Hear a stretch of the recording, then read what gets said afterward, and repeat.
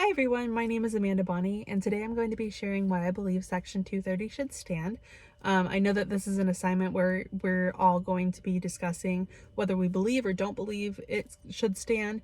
I know that there will be differing opinions, but I welcome all comments. I'm excited to watch everybody else's videos and get to understand other people's perspectives on this.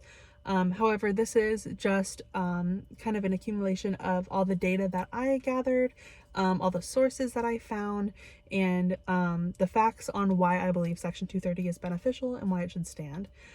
To start, I know that people believe that Section 230 might be a hindrance on our freedom of speech. That is one hot topic within Section 230's conversation.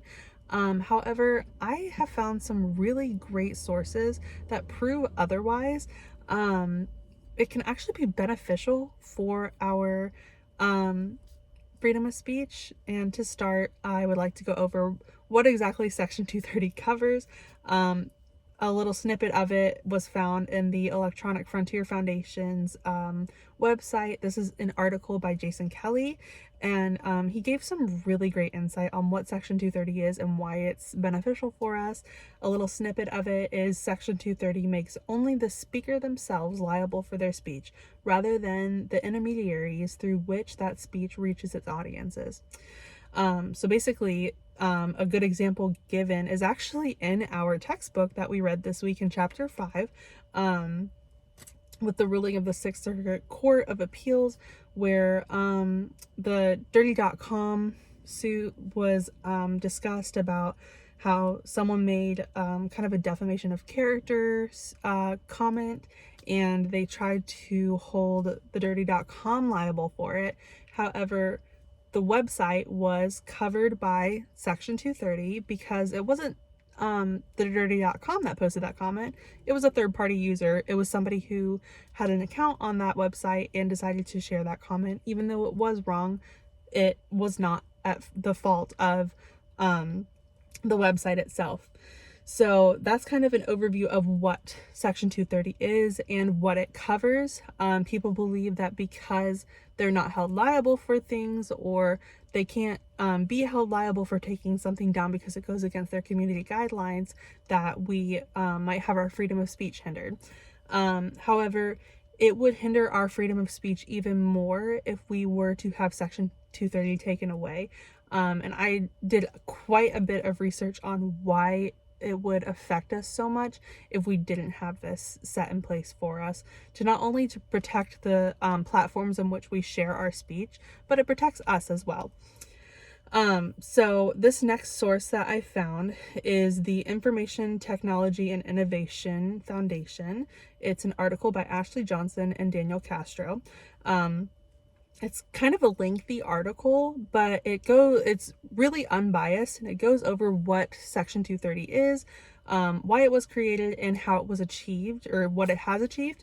And I found a really good little bit in the how it was achieved, or what it has achieved, section. And it says, in a world without Section 230 protections, online services would have to be aware of every post on their website and make correct content moderation decisions 100% of the time, to avoid liability for their users' speech.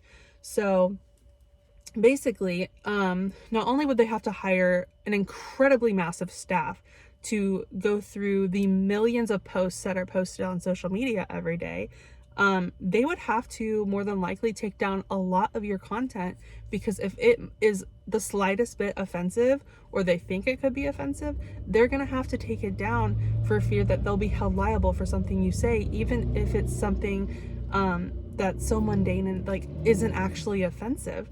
So that's something to consider when trying to form an opinion on Section 230. I also found a source from Stanford Law. They did an interview with Evelyn Duke, I believe is how you say her last name. They asked some really good questions on Section 230, and she gave some really great answers. This one question and her answer really stood out to me. It was, what do people misunderstand about Section 230? She said, the main goal of Section 230 is to not protect platforms, but to protect speech. In a world without Section 230, platforms that now face potential liability for content on their websites will be far more risk averse and take a lot more content down to avoid the possibility of facing a lawsuit. And that kind of covers what I had said earlier about them needing more staff and them taking down more of the things that we talk about.